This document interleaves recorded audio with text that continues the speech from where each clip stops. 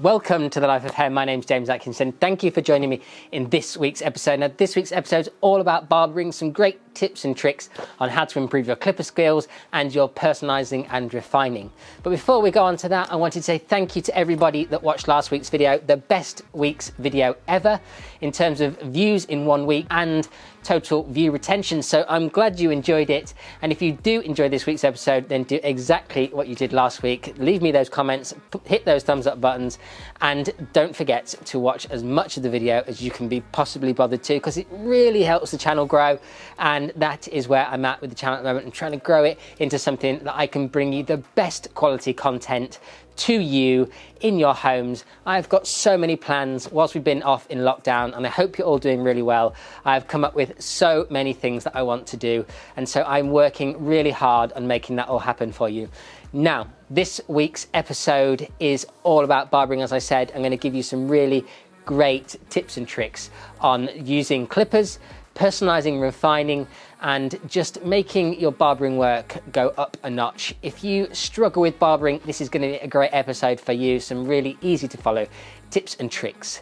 So definitely stay tuned. And also on my Instagram channel, The Life of Hair 1, on Tuesday at 1, I've got a fantastic live, which is going to be for Redkin, who I do some colouring work for, some teaching. I'm going to be talking all things root stretching. So come along, answer the questions, or put your questions in beforehand. Write your comments live. I'm going to do as best a job as I can to answer all those questions whilst it happens. And afterwards, I'll be doing a full tutorial on the technique. So I shall see you on Tuesday at 1, hopefully. But before then, enjoy this episode. And don't forget, do me that massive favour of hitting that thumbs up button, subscribing if you haven't already, and leaving me a comment down below. It is enormously appreciated. You cannot believe. Have a great week and stay safe and sane. With this haircut, we're going to pre-section through the centre of the parietal ridge, mainly because we're going to disconnect the top. I'm going to take a horizontal section to start with and elevate the hair straight out from the head shape. This is to give us a guide to clipper 2. Removing the weight from the top of the section that you are about to clipper to is a great way of giving yourself a very precise guide. I'll explain more in just a second. Here we're working with a number 2, and we're keeping the teeth of the clipper flat to the head. As the head rounds away from us, we are then moving the clippers away from the head shape. This creates a natural C motion, and it gives your clipper work a beautiful blend without too much work. This is where removing that weight from the section that I took in the very beginning is very useful. Once we've gone through with our number 2, we're going to put on a number 1. We're going to change it to a 1.5 using the lever on the side of the clippers. Now we're going to do exactly the same thing. Keep the clippers flat to the head shape, and as the head shape curves away from us, curve the clipper back towards us in a C shape. This will ensure a beautiful blend throughout. This is a daunting task in the beginning, and I appreciate many hairdressers do not like clippering at all. But if you practice this, your clippering will become super easy, and it's something that you will enjoy doing, I can assure you. We have now set it onto a number 1, and we're going to do exactly the same thing. This method is incredibly easy. It's called working down the grades. You can start from any number you like as long as you're removing hair, but not a lot of it. In this instance, we didn't have a lot of hair to start with, so a number 2 was taking hair away. As we have worked down the grades, we have left ourselves very little work to do when it comes to tapering and blending. This makes it more commercially viable and quicker, so you can do this haircut in much less time. Once we have finished, we are going to then scissor over comb around the parietal ridge area. This is just to ensure that we personalise and refine our scissor over combing and the weight in our haircut to the client's head shape. Not everybody's got the same shape or sized head, and because we're going to be working with disconnection, we want to ensure that we don't need too much weight under the disconnection, making the top area look bulky. If you have not mastered scissor over comb yet, I highly recommend that you practice. It is such a commercially viable technique and a lifesaver for me in the salon on a daily basis. We're going to then take a horizontal section through the crown area. This will put the hair into natural fall, something that I think is incredibly important when the client comes to style the hair themselves. If you cut hair out of natural fall, you will always have to style it out of natural fall, and this can become very tiresome when the clients want to do their own hair. I'm going to take a centre section right down the middle of the head, roughly 1 to 1.5 centimetres in width, and then I'm going to elevate this section straight out from the head and cut a line that is completely square. Due to the curvature of the head, from the highest point of the head down towards the face, this square line will automatically make the hair short to long.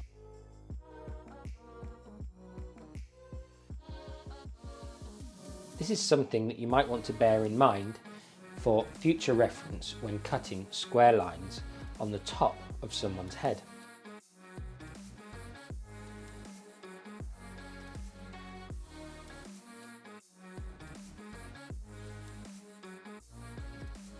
Once I am satisfied that I have cut that to the correct length for the style, I then split the section into two.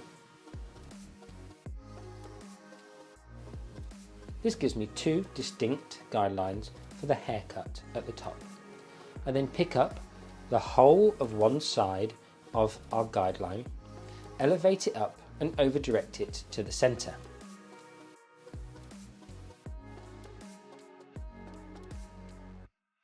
I then follow my guideline and cut a square line travelling towards the front.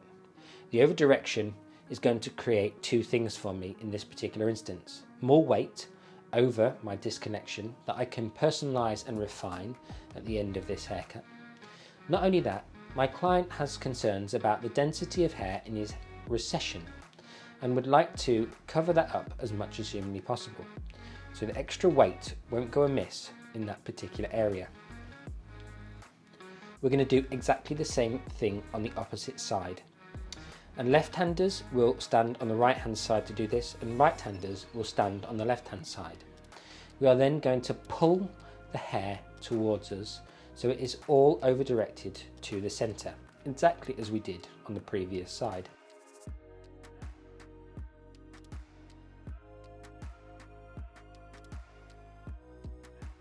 Once you're satisfied with the length that you've created through the top, now you can blow dry. When you're blow drying, blow dry the hair completely flat, leaving yourself plenty of room to refine afterwards.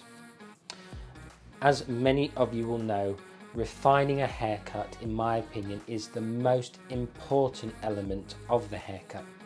It really does make the difference between you and the next person. In this particular instance, we're going to channel cut to remove weight from the disconnection.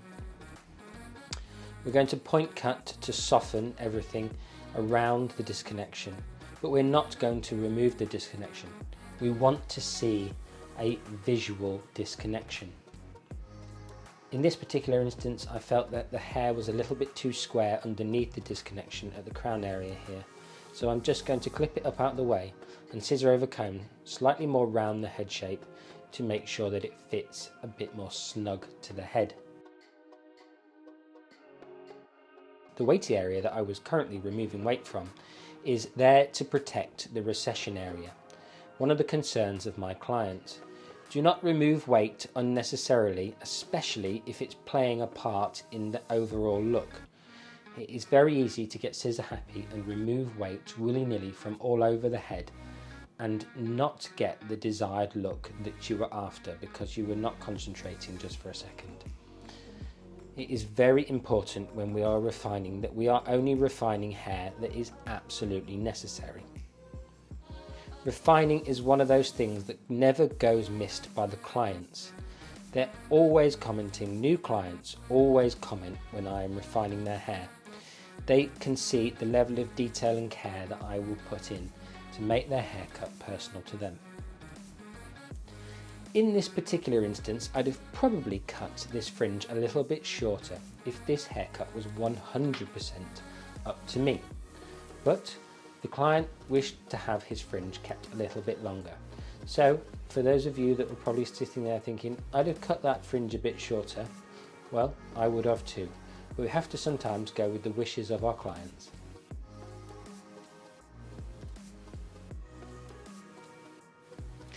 Making an assessment of the weight and the texture and the length that you have created as you refine is very important. This is what I'm doing here now. Using my fingers to feel the weight of the ends of the hair is super important as you work through. I have decided that I need to point cut some of this top to remove some extra weight, just to create a little bit more texture. I'm holding the hair up 90 degrees from the head, and I'm point cutting into the hair parallel to my section. This won't remove a huge amount of weight, but will remove enough to soften it all up. There is no specific end photo to this particular cut due to the constraints of time, but I thought it was one of those really interesting techniques that I really wanted to share with you anyway. So in just a second, after I have finished styling, there is a slow-mo clip of this finished look. I'm using a powder grip product here just to create a little bit more texture throughout, and I find these type of products are great for people with fine hair, especially around the front recession area. It doesn't give the separation that a wax or clay might, and therefore gives the effect of fuller, thicker hair. One of my particular favourite products for finer hair textures. Working with a disconnection is something that not everybody is comfortable with, I appreciate. And I did make another video that I will link at the end of this one about visual and non-visual disconnection. So stay tuned for that if you haven't seen it. As you can see, a very textured, soft top area with a very, very short underneath. There is no way that we could have blended such short hair to such long hair in one haircut without the disconnection.